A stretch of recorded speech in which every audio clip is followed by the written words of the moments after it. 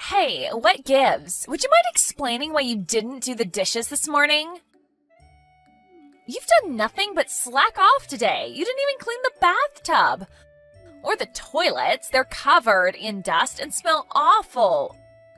Ugh, you are so useless. I don't even know why we keep you around here. Oh, hello there, Emily. I wasn't expecting to get a message from you this time of day.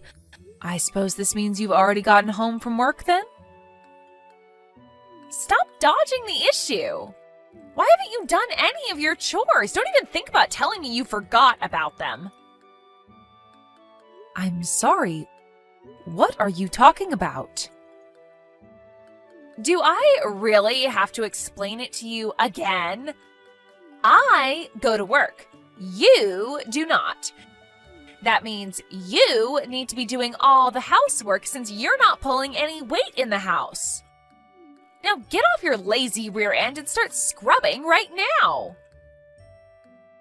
Emily, I just moved in with you two yesterday. Is this really anything to be getting so angry at me about? Excuse me? And besides, I am working. I may not be as busy as I used to be, but I am still working. So I'm out of the house for at least the morning most days. Who do you think you are? Don't talk back to me like that. Emily, we made the rules very clear before we built this duplex together, don't you remember? We agreed that each of us would do our own chores, me in my unit and you two in yours. And our finances are separate as well. When we built the house, we had separate meters for gas, water, and electricity installed. So we can each pay for just what we use on our own. Of course, we're family and will most assuredly be there for each other in difficult times, and anytime you need me to look after Roy for you, I'd be glad to babysit him. Those were the rules that we decided on after a long and open discussion between the three of us. Right? Whatever, I'm tired of this conversation. Hey Mom, sorry to bother you on your lunch break. Do you have a minute? Sure, Isaac. What can I do for you? Did you have anything on your schedule for next weekend? Next weekend? Let me think. No, I don't believe I have anything going on then. Why's that? Okay, then what would you say to all of us going on a short little vacation as a family? A vacation sounds lovely. What's the occasion? Actually, one of my coworkers won a vacation in some kind of drawing, and he was planning on taking his family on an overnight resort stay. But I guess one of his kids got sick and is going to be in the hospital for a few weeks now, so they can't go anymore. Oh, that's terribly unfortunate. I hope the child is all right. The trip voucher had to be used within a specific time period, and it's too late now to change the reservation date. So he offered to pass the tickets to me if I was interested. Since the tickets were for 4 people, it works out perfectly that you, me, Emily, and Roy can all go together. The one little snag is that I have work on Saturday morning that I can't get out of. So you guys will be going there with just the 3 of you, and I'll be meeting up with you later on that day. So, me, Emily, and Roy will all go in the morning then? Yeah, that's the way it will work out. What do you think? I thought it would be a great opportunity for you and Emily to improve your relationship. You said the 2 of you were having difficulties, right? Since Roy will be there, and you know how much he loves you, it could be a great bonding experience for you two. You know, I think you may be right. Sure, Isaac, I'd love to go along. Thank you for the invitation. Alright, I'm really looking forward to it. I'll let you know the specifics once everything is set in stone. I'll talk to you later. Thanks, Isaac. I'll be waiting. Hey, Mom, sorry for the late notice, but I have something important to tell you about the vacation tomorrow. I see. What is it, Emily? I forgot to tell you that our departure time got changed. Ah, all right. Thank you for letting me know. We were planning to leave the house at 7 a.m. and drive to the airport in order to make the 8 a.m. flight. But the flight we were booked on got canceled, and they rescheduled us for a flight at 10:15 a.m. instead. So we're going to be leaving the house at around 9 a.m. that morning. One more thing, though. I need to stop by Roy's friend's house to pick up a toy he left behind the last time he had a play date there. So could you meet us at the airport at 9:30 a.m.? All right, that sounds fine. I'll give you your tickets to the airport tomorrow. Thanks, Emily. See you in the morning. Hello? Emily, where are you? I just got to the airport and I'm waiting at the gate like you said. But I can't find you or Roy anywhere. Did something come up? Are you running late? Well, good morning, Mother Dearest. Actually, Roy and I already left on the 8 a.m. flight. We just landed a few minutes ago. What? What's going on? Last night you told me that the 8 a.m. flight was canceled and we were going to go on the 10:15 flight instead. You really don't get it, do you? I told you the wrong time on purpose. Did you really think I was going to let you come with us on this vacation? Get real. This is a family vacation, and you're not my family. You're my mother-in-law, not my real mother. Now be a good old maid and give me some money to use on your grandson and crawl back home to your rocking chair. I don't believe this. How could you do this to me? It was easy. Anyway, I know you've got my bank account number, so just wire the money there. Got it? Don't worry, I'll spend most of it on Roy. He's got a birthday coming up, and it's not like you need the money for anything, so go ahead and wire me a couple $1,000. That should be enough for now. I was looking forward to this vacation. I wanted to spend time getting closer to you.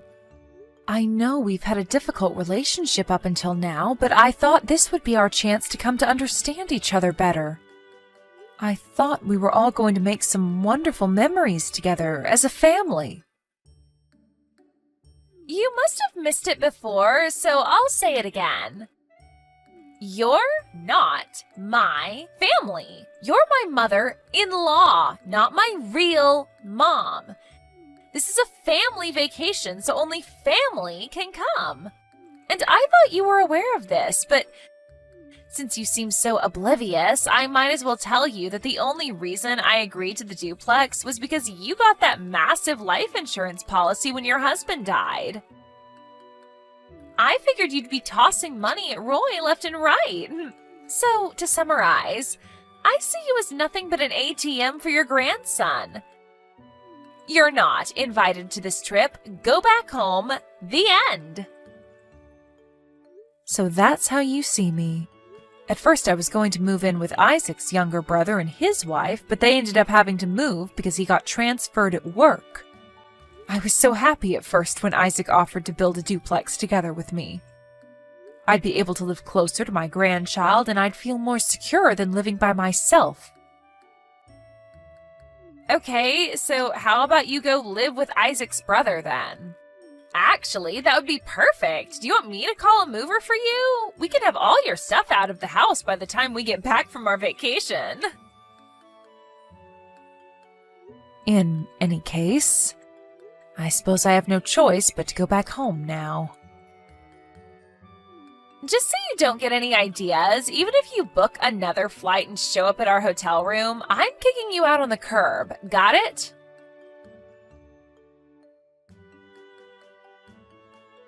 Hey, Mom. I'm almost at the hotel. Sorry I'm coming so late. How are things with you, Emily and Roy?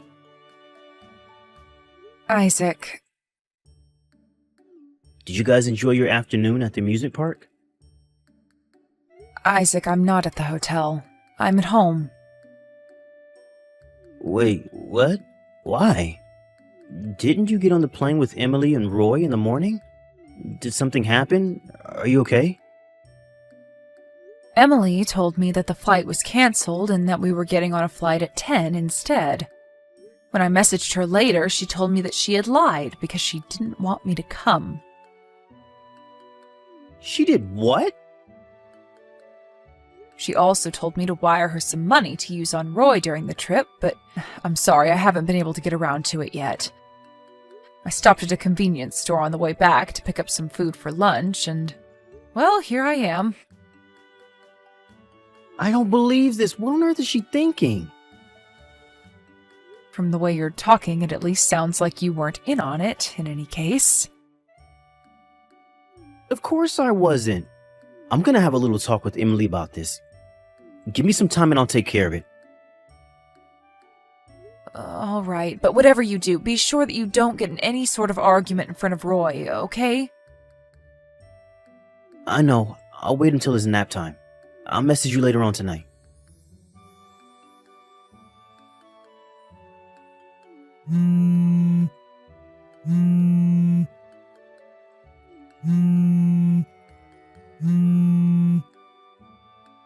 Hey, are you there? I can't find Isaac or Roy anywhere. Do you have any idea where they might be? Emily? Are you still at the hotel? Isaac just got back to the house with Roy about an hour ago. They did? So, wait a minute. I'm all alone out here now? They abandoned me? Well, like I said, they just got home, and I haven't heard any specific details, but yes, it does appear so. Is this your doing? What did you say to Isaac? Nothing, really. I just told him that you gave me the wrong time for the plane on purpose in order to keep me from coming with you on the trip is all. That's not nothing. Why couldn't you have just told him that you got sick and couldn't go or something? You're making it sound like I'm the bad guy. Emily, dear, I'd say an objective reading of the situation would lead to the conclusion that, yes, in fact, you are the bad guy. What did you just say? Did you think that Isaac would let you get away with a thing like this? That he would just take your side unquestioningly? Well, duh, he's my husband. Plus, I didn't even do anything wrong. You're the one that's in the wrong. We were gonna have a fun, carefree vacation, just the three of us, but you butted in and invited yourself along. And now, thanks to you, I'm all alone in this hotel room. Emily, you're under the completely wrong impression. Isaac is the one who invited me along on the vacation. I didn't invite myself. Are you serious? If you or Isaac had told me beforehand that you wanted to have a vacation with just the three of you, I would have understood. I'm not so presumptuous as to invite myself along to other people's vacations. But Isaac never told me that. Isaac thought, and I agreed, that this would be the perfect chance for us to get to know each other better, to finally have a positive relationship with each other. But now I've made my decision. I'm leaving my estate to Isaac's younger brother. Wait a minute. Estate? I do suppose it's a bit early to be talking about my estate, but you deserve to know my intentions. I'm actually the chairman of the board of 4 different companies. 4? I thought you were unemployed. They were originally my father's companies, and when he passed away, he left his majority stake in each of them to me. It's been a while since I've seen the numbers, but I believe my stock holdings alone amount to around 5 million? 5 million? So that's going to get split up between the 2 brothers, right? Isaac's younger brother and his wife are going through a training program designed by me in order to equip them to effectively run the companies in the future. Obviously, as the firstborn, I talked to Isaac about this first. But he said he had other interests, and I gave him my blessing to pursue them. His words were, "Don't worry, Mom. I'm going to forge my own path in life. You can leave everything to him." He said that? Is he insane?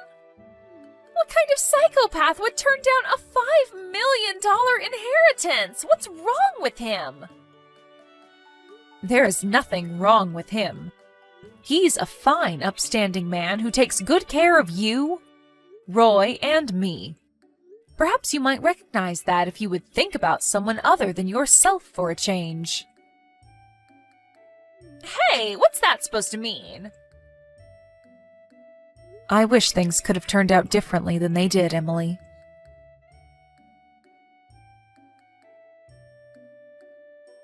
Mom, you have to do something. I don't want to get divorced. What's that? Do something about this. Talk to your son. He says that he's going to divorce me and then he's going to work with his lawyer to make sure that I lose custody of Roy.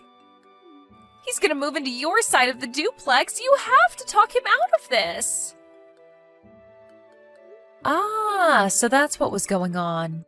I was curious why I came home from work today to find my guest room full of boxes of Isaac's things all around the bed. Well, now you know why, so hurry up and do something about it. From what Isaac has told me over the last several days, not only have you not shown any semblance of remorse for what you did, but you've been trying your hardest to encourage Isaac to quit his job and take back my inheritance from his brother, including a presentation on a house that you could buy with the $5 million? What was I supposed to do? There was no way he could have been in his right mind turning down $5 million. I figured if I showed him the kind of lifestyle that much money could afford, he'd change his mind. Emily, I have to say I'm disappointed, but painfully unsurprised. First of all, the decision of my estate is as of yet undecided. Nothing is set in stone yet. Didn't you say you were going to give it to Isaac's brother, though? I've consulted with various financial advisors over the past several years, and presently I'm intending to divide my estate evenly between my two sons. However, how that division ultimately pans out is something for them to discuss between themselves. Oh. Then why didn't you just say that in the first place? That would have saved me a ton of grief. Oh, do you suddenly have a problem with critical information being kept from you? That's exactly what you did to me when you lied about the plane being cancelled. I wanted to see how you'd respond if I only told you the size of my estate and Isaac's intentions. So, this was all a test? Yes, and you failed miserably. Oh no. You can ask Isaac for more details. But that has nothing to do with our divorce. I don't want to get divorced. You need to do something. Talk to Isaac. Tell him that a divorce would be bad for Roy. Whatever you need to do. After this past week's events, I'm not entirely sure having a mother like you in the picture would be a good thing for Roy at all, Emily. Please. I've said my piece, and I have nothing to say to you ever again. I hope you one day learn to care about someone other than yourself. Mom, no! Goodbye, Emily.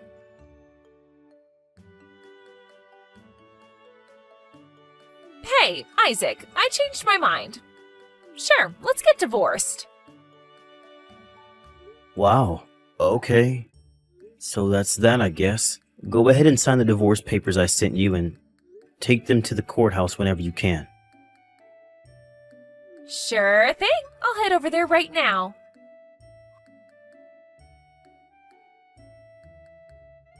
Okay, it's all done.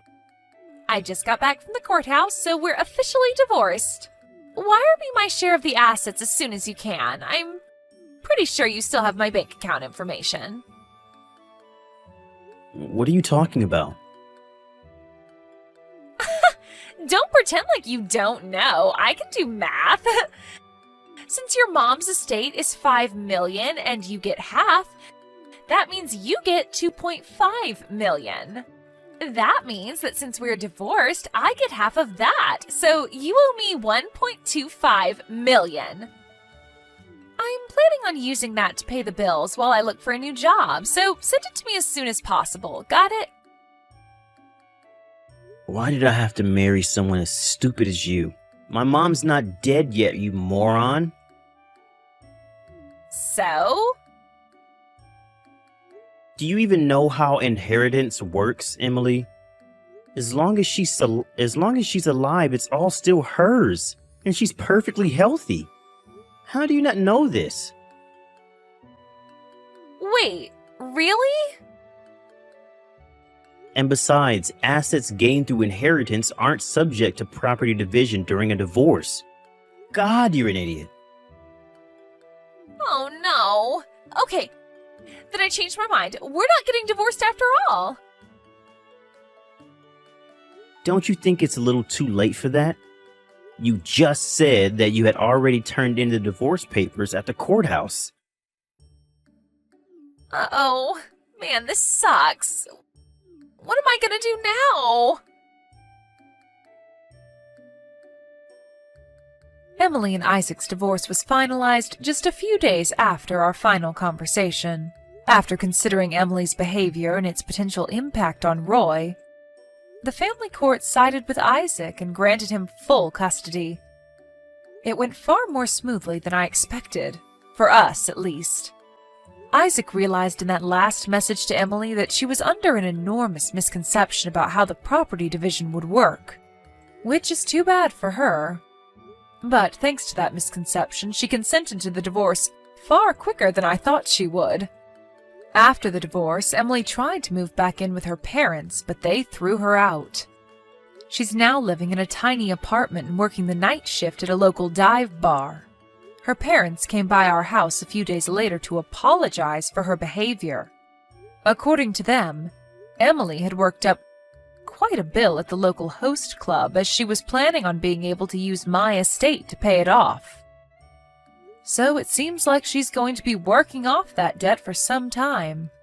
I do hope that she learns her lesson and turns her life around, though.